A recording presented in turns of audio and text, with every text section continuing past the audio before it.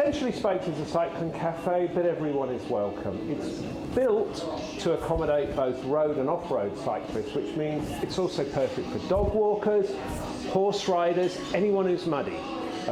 You're welcome here in your wellies with your wet dog and your mud, and we will clean up after you. It's just somewhere where people who enjoy the Hertfordshire countryside can come, hang out, have a sense of sharing the space with others.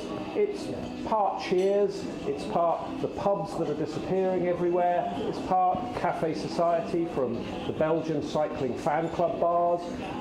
It's just where people come together and have a nice time and talk and hang out and ride bikes.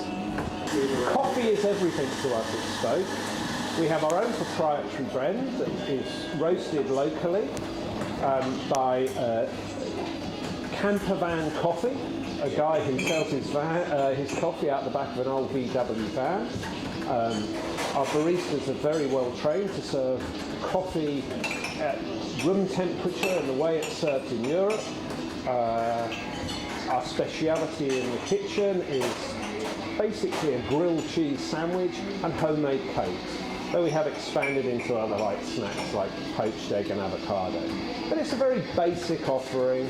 It's all about the sense of community, the sense of belonging. We're not a Michelin-starred restaurant, but we are one of the best coffee shops in town. Everyone who works at Spokes is the person behind Spokes. It's no one person. It was started by myself and my business partner Alex, who's busy working in the workshop at the moment, in a little shed further in the yard where we just worked on bikes. Teams would drop their bikes into us at the start of the week and they'd pick them up at the end of the week. We'd already had this van from other events that we'd been doing around London, like the Smithfield Nocturne, various other criterium races. So the logical step was to combine selling coffee and our workshop. Up until then, we'd just been going to cyclocross races locally or criteriums, as I say, and people liked what we did. So we moved both operations into one building, and that's how you get the split workshop and cafe.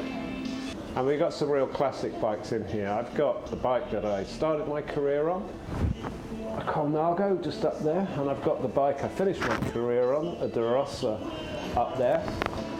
We've got lots of other iconic bikes around, some Mike Burrow prototypes. That's the man who made the Lotus bike for Chris Pullman way back in the Barcelona Olympics. Yeah, we've got some very interesting bikes knocking around, and at the moment, actually, we've got Theo Georgen Hart's Giro winning bike in our workshop, which we can have a look at.